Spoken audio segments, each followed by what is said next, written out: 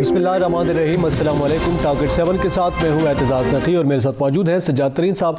नाज़रीन, आज के प्रोग्राम में सबसे पहले जिक्र करेंगे सेनेट पे अपोजिशन लीडर यूसुफ रज़ा गिलानी, उनके इस्तीफ़े की खबर, जो कि उन्होंने कहा कि उन्होंने पार्टी क़यादत को इस्तीफ़ा भिजवा दिया है और चूँकि इससे पहले उन पर तनकीद हो रही थी, इस पर बात करेंगे। इसके साथ साथ शेख रशीद साहब ने बिलावल भुट्टो ज़रदारी को और अपोजिशन को लॉन्ग मार्च के हवाले से वेलकम किया है। उन्होंने कहा है कि जनाब आप आएँ और मतलब भी साफ़ होगा, बिलखसूस चूँकि पीपल्स पार्टी ने 27 फरवरी से ये अनाउंस कर रखा है। इसके साथ साथ मौलाना फजलुर रहमान ने मौजूदा हुकूमत पर तनकीद की है और अपोजिशन का आइंदा कलाए अमल जो है बिलखसूस PDM का, उस पर उन्होंने बात की है, इसका भी जिक्र करेंगे।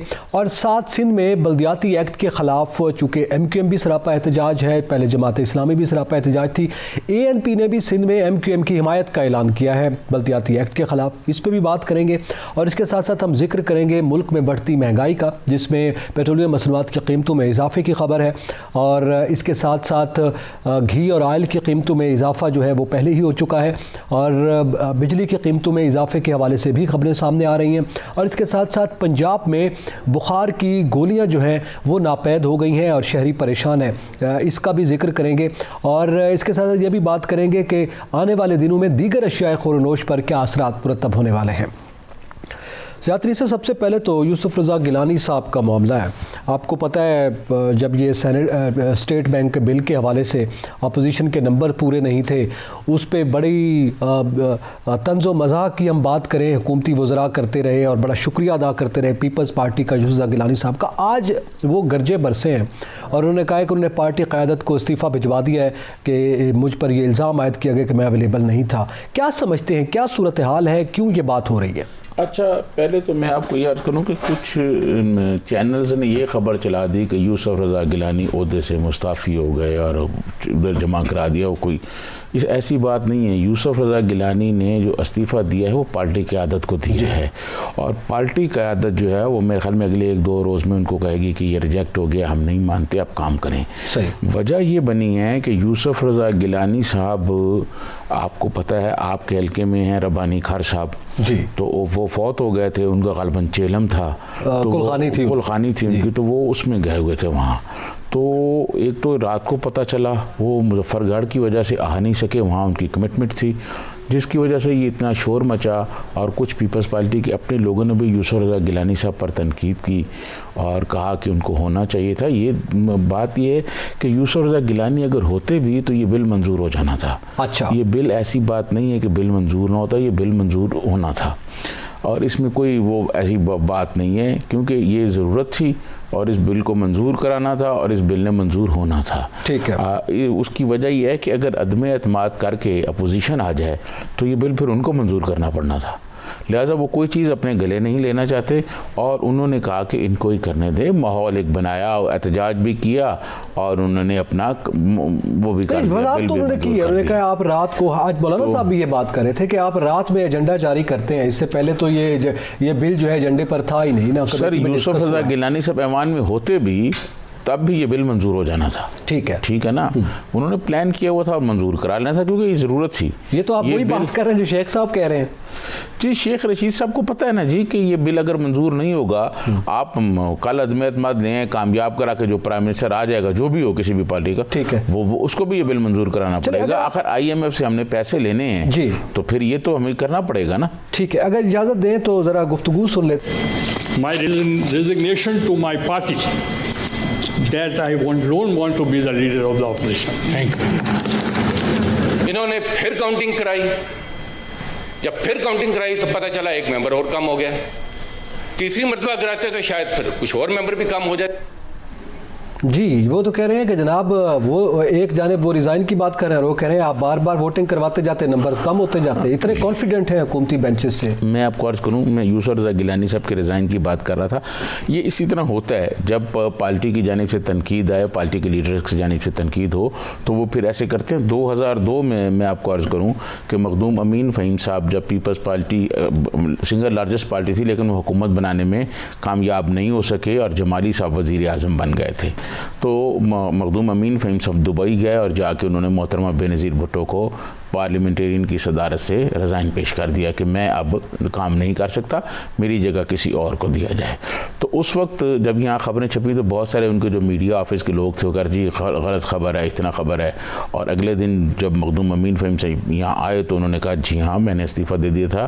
بی بی کی طرف سے ایک سٹیٹمنٹ آ گئی کہ نہیں وہ کام کریں گے, مخدوم صاحب پارٹی کے سینئر لیڈر ہیں. اسی طرح یوسف رضا گیلانی صاحب نے جو ریزائن دیا ہے, اگر پارٹی میں کوئی بڑی رفٹ کا امکان نہ ہوا اور پارٹی میں کوئی اور وہ سلسلہ ایسا نہ بنا تو وہ میرے خیال میں اپنا یوسف رضا گیلانی صاحب ہی کام کریں گے. دیکھیں رضا ربانی صاحب نے جو باتیں کی ہیں وہ ان کی اس پوائنٹ آف ویو سے ٹھیک ہے, لیکن وہ یہ نہیں جانتے کہ جو حالات ہیں, جو صورتحال ہے, اور جس میں دیکھیں آپ کو ایک فریم ورک ملتا ہے, اس فریم ورک میں آپ نے پالیٹکس کرنی ہوتی ہے. آپ یہ بتائیں اس وقت آئی ایم ایف کے علاوہ اور کیا آپشن ہے؟ کوئی بھی پولیٹیکل پارٹی ہو, چاہے پیپلز پارٹی ہو, مسلم لیگ نون ہو, اے این پی ہو, محمود خان چغزئی ہو, آفتاب خان شیرپا ہو یا مولانا فضل الرحمان ہو, کسی کے پاس کوئی اس کا متبادل ہے نہیں ہے. تو آئی ایم ایف کے پاس جانا ہی تھا, یہ بل منظور ہونے تھے, اور یہ جو رضا ربانی صاحب ہیں یہ جمہوریت کے چیمپئن ہیں, یہ ہر دفعہ اس طرح کی باتیں کرتے رہتے ہیں, اور بھی کئی لوگوں نے کی ہیں. لیکن میں سمجھتا ہوں کہ یوسف رضا گیلانی سے پارٹی قیادت ایسا نہیں کرے گی کہ ان کو کہے گی کہ جی ہاں ریزائن ہے تو کوئی دوسرا اپوزیشن لیڈر آ جائے. اپوزیشن لیڈر جو ہیں وہ یوسف رضا گیلانی رہیں گے. پارٹی میں جو غلط فہمی ہوئی ہیں وہ آنے والے کچھ دنوں میں میرے خیال میں دور ہو جائیں گی. اچھا یہ ایک بڑا سوال ہے کہ ایک جانب تو یہ واضح ہے کہ رات کو جو ہے نا وہ ایجنڈے میں ڈالا گیا اور شیڈول جاری کیا گیا, دوسری جانب خود پارٹی کے لوگ تنقید کر رہے ہیں. کیوں کر رہے ہیں اس پہ ہم بات کرتے ہیں, اور اس کے علاوہ شیخ رشید صاحب نے بھی گفتگو کی, اس پہ بات کریں گے. بریک کے بعد ہمارے ساتھ رہیے گا.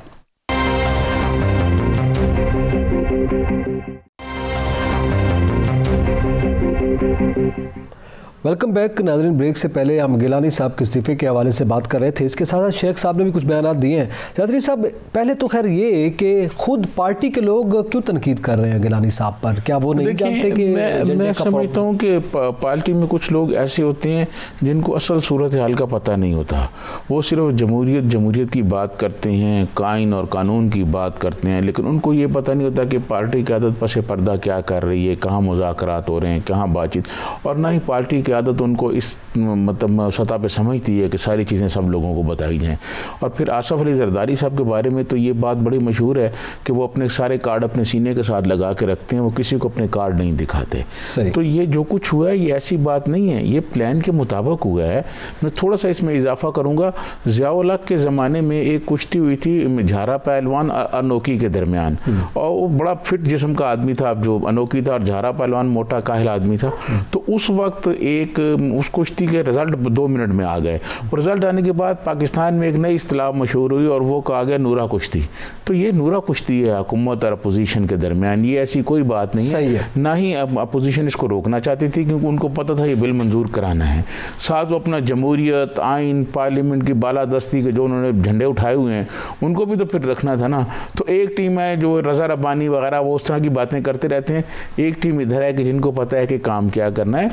یوسف رضا گیلانی صاحب اس ملک کے پرائم منسٹر رہے ہیں, اسپیکر رہے ہیں, ان کو سب چیزوں کا پتہ ہے. پھر وہ جیسے میں نے بتایا کہ جو ربانی خان صاحب ہیں ان کے وہ انتقال کے اور اس میں کلخانی میں مصروف تھے, یہ ساری چیزیں تھیں. یہ ہوتے بھی تو بل پاس ہو جانا تھا. ٹھیک ہے. اچھا اس کے ساتھ شیخ رشید صاحب جو کہ اب تک یہ ریکویسٹ کر رہے تھے پی ڈی ایم کو اور خود پیپلز پارٹی کو, اپوزیشن جماعتوں کو, کہ جناب بالخصوص 23 مارچ کے حوالے سے کہ آپ دیکھیں اور لانگ مارچ کے لیے نہ آئیں, صورتحال کیسی ہوگی.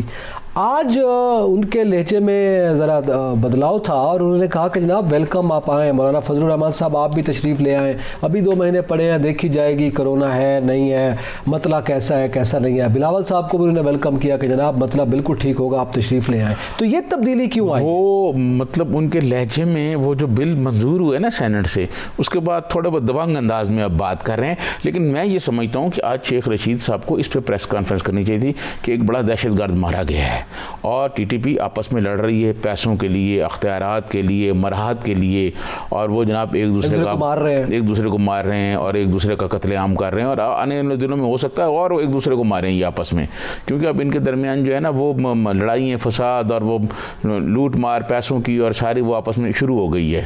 آپ دیکھیے گا آنے والے دنوں میں یہ مارے گئے ہیں, دوسری جانب سے پھر یہ بھی ماریں گے. اور یہ ایک شیخ رشید صاحب کو اس پہ بات کرنی چاہیے تھی کہ ایک بڑا دہشت گرد مارا گیا, اور ایسا دہشت گرد رفیع اللہ جو مختلف پاکستان میں دہشت گردی کے واقعات میں کہیں سہولت کار رہا, کہیں پلانر رہا, تو ایک مطلب آپس میں لڑ کے ایک دوسرے کو ماریں. شیخ رشید صاحب کو اس طرح کی باتیں بھی قوم کو بتانی چاہیے کہ ان کا خاتمہ ہوتے جا رہا ہے, یہ آپس میں لڑتے جا رہے ہیں. باقی جو شیخ رشید صاحب نے بات کی نا جی کہ وہ آئیں اور دھم دھڑک سے اور وہ کر لیں گے اور جناب ہم بادل بھی ٹھیک ہوں گے اور کوئی ابر آلود نہیں ہوگا. شیخ رشید صاحب جانتے ہیں کہ تبدیلیاں جب ہوتی ہیں, ہوا جب چلتی ہیں نا, ابھی ہوا نہیں چلی, جب ہوا چلیں گی تو یہ شیخ رشید صاحب کا لب و لہجہ آپ کو پتہ ہی ہے. یہ وہی شیخ صاحب ہیں نا جنہوں نے وہ تحریک لبیک کے دھرنے پہ کیا کیا باتیں کی, اور اگلے دن پھر کہنے لگے کہ میں نے تو وہ نہیں دیکھا اور معاہدہ نہیں دیکھا اور مجھے نہیں پتا کیا ہوا اور کس نے کیا. یہ شیخ رشید صاحب ہر طرح کے حالات کا سامنا کر لیتے ہیں. ابھی جب مولانا فضل الرحمان صاحب آئیں گے اور پیپلز پارٹی آئے گی, پھر اس کے بعد پتہ چلے گا, اور ہو سکتا ہے اس سے پہلے ہی کچھ ایسے فیصلے ہو جائیں کہ شاید دھرنا شرنا اور اس کی شاید ضرورت بھی نہ پڑے. پس پردہ بہت ساری چیزیں جو ہیں وہ طے ہوتی جا رہی ہیں اور طے ہونے کی طرف جا رہی ہیں. مختلف طاقتور حلقوں میں اور مختلف گروپس میں اور مختلف پارٹیوں کے درمیان بات چیت تو جاری ہے. اچھا, یہ ایک اور پیشین گوئی کر رہے ہیں یا خبر دے رہے ہیں شیخ صاحب کہ جناب جس کانفیڈنس کی آپ بات کر رہے ہیں, آج جو باڈی لینگویج میں چینج تھا, ساتھ وہ یہ بھی کہہ رہے ہیں کہ جناب اپوزیشن کے 14 سے 15 لوگ وزیر اعظم کے ساتھ ہیں. آپ نے یہ سینٹ میں دیکھ لیا کہ کیسے بل پاس ہو گئے ہیں, تو آپ بے فکر رہیں, آپ کے لوگ ہمارے ساتھ ہیں. دیکھیں یہ جو اپوزیشن والے یہ کہہ رہے ہیں نا, نون لیگ والے, رانا ثناء اللہ صاحب بھی, یار میرے ذاتی علم میں ہے کہ پی ٹی آئی کے کون سے سٹنگ ایم این اے جو ہیں وہ نون لیگ کے رابطے میں ہیں. میرے ذاتی علم میں ہے کہ کون سے پی ٹی آئی کے سندھ کے ممبر ہیں جو آصف علی زرداری صاحب کے رابطے میں ہیں. یہ تو مجھے پتہ ہے. بات یہ اب اس کا جب اس کو کاؤنٹر تو کرنا ہے نا, شیخ رشید صاحب عوامی انداز میں سیاست تو کرتے ہیں نا, بیان داغتے رہتے ہیں, تو یہ تو اس وقت پتہ چلے گا جب پرائم منسٹر عمران خان کے خلاف یا اسپیکر کے خلاف یا پنجاب میں چیف منسٹر عثمان بزدار کے خلاف کوئی عدم اعتماد کی موو آئے گی. پھر دیکھا جائے گا کہ کیا وہ کامیاب ہوتی ہے, کہ اگر کامیاب نہیں ہوتی اس کا حال وہی ہوتا ہے جو صادق سنجرانی صاحب کے خلاف چیئرمین سینٹ کے خلاف آئی تھی, اور اکثریت ہونے کے باوجود جو ہے وہ اپوزیشن والے کچھ نہیں کر سکے تھے. تو اسی طرح وہ اس وقت پتہ چلے گا کہ لوگ کس کے ساتھ ہیں. چلیں یہ تو اسی وقت دیکھا جائے گا, لیکن اس کے ساتھ سندھ کی سیاست میں بھی ایک اور چینج کی خبر جو سامنے آئی ہے اس پہ بھی بات کریں گے. ایک بریک کے بعد ہمارے ساتھ رہیے گا.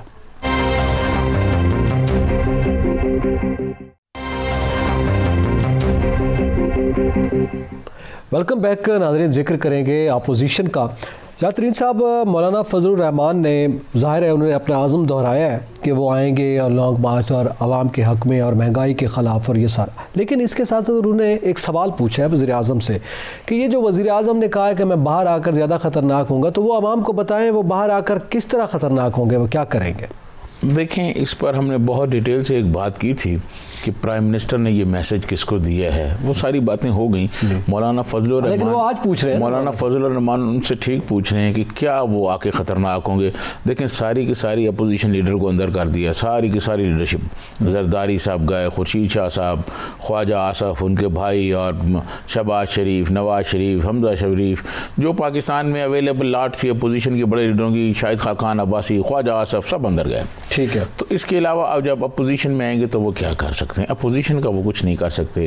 اور میں آپ کو یقین سے کہہ رہا ہوں کہ اگر کبھی ان کو جانا پڑا اپنی مدت پوری کرنے سے پہلے جانا پڑا, تو شاید وہ والی اب بات نہیں ہوگی کہ لوگ بہت آپ کے ساتھ ہزاروں لوگ کھڑے ہوئے ہیں اور دھرنا, اور یہ اب وہ والی بات نہیں ہوگی. کیوں کہ پرائم منسٹر عمران خان کی جو پرفارمنس رہی ہے وہ اچھی نہیں رہی.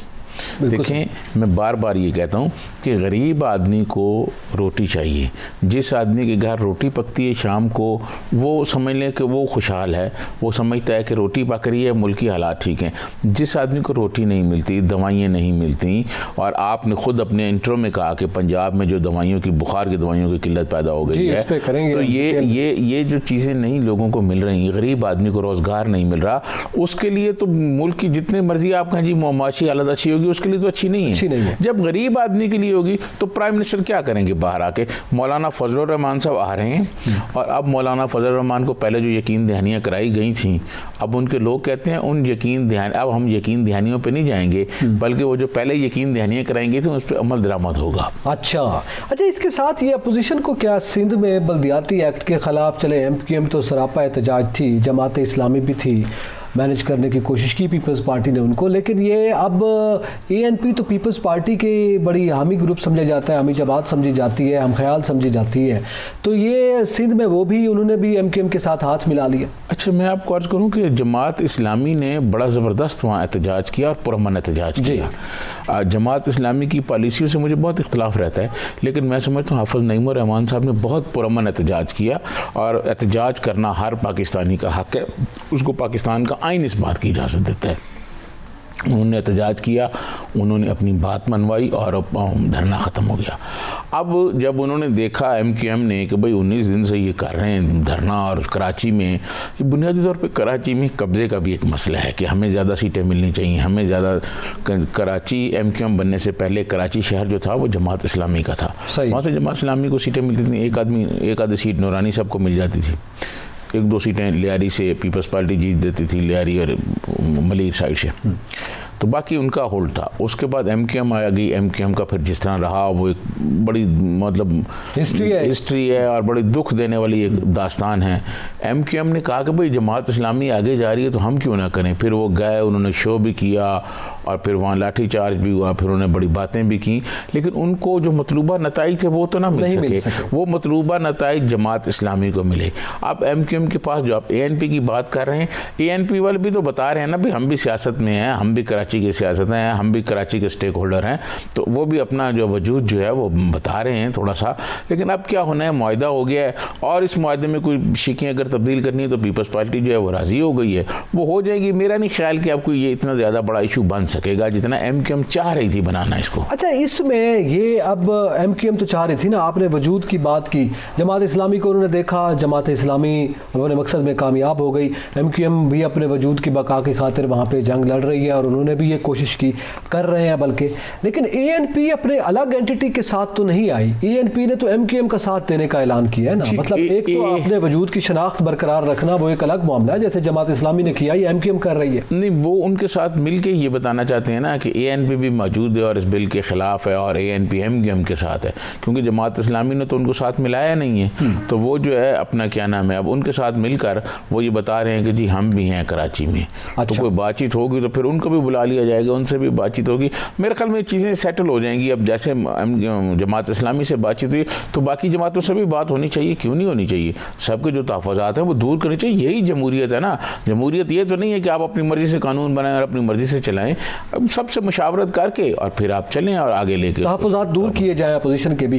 لیکن دوسری جانب پی ٹی آئی بھی احتجاج کر رہی ہے, انہوں نے بھی 25 سے باقاعدہ طور پر 25 فروری سے اعلان کر دیا ہے کہ وہ بھی احتجاج کریں گے اس ایکٹ کے خلاف, اور گھوٹکی سے آگے احتجاج جو ہے وہ جائے گا. اور یہ آپ کو پتہ ہے 27 فروری کی ڈیٹ جو ہے وہ طے کی ہوئی ہے پیپلز پارٹی نے, اور پی ٹی آئی نے اس سے پہلے کی ڈیٹ طے کی ہوئی ہے. اور اب یہ سوال اٹھ رہا ہے کہ اب وہ لانگ مارچ پیپلز پارٹی روکے گی یا لانگ مارچ کرے گی. دیکھیں بات یہ ہے کہ سندھ میں تو پیپلز پارٹی کی گورنمنٹ ہے, پیپلز پارٹی تو شاید لانگ مارچ کرے گی, اور یہ جب لانگ مارچ کریں گے اور لانگ مارچ کی طرف آئیں گے تو پی ٹی آئی کو بھی کرنا چاہیے, ٹھیک ہے, مطلب ان کو وہاں جانا چاہیے نا, کوئی بات نہیں. جو ان کے ساتھ سیاست ہے ان کو بھی سیاست کا پورا حق ہونا چاہیے, کوئی تصادم نہیں ہونا چاہیے کارکنوں کے درمیان, ٹھیک ہے. اس کو مطلب جو ہے نا محفوظ بنانا, دونوں احتجاج کو محفوظ بنانا یہ گورنمنٹ کا کام ہے. احتجاج کرنا سب کا حق ہے, لیکن یہ ایک حق جو عوام کا ہے, ذرا اس پہ بات کر لیں. ایک تو خیر اچھی خبر آ گئی کہ پیٹرولیم مصنوعات کی قیمتوں میں فیصلہ مؤخر کیا ہے وزیر اعظم نے, لیکن یہ پنجاب میں بخار کی گولی ناپید ہو گئی ہے.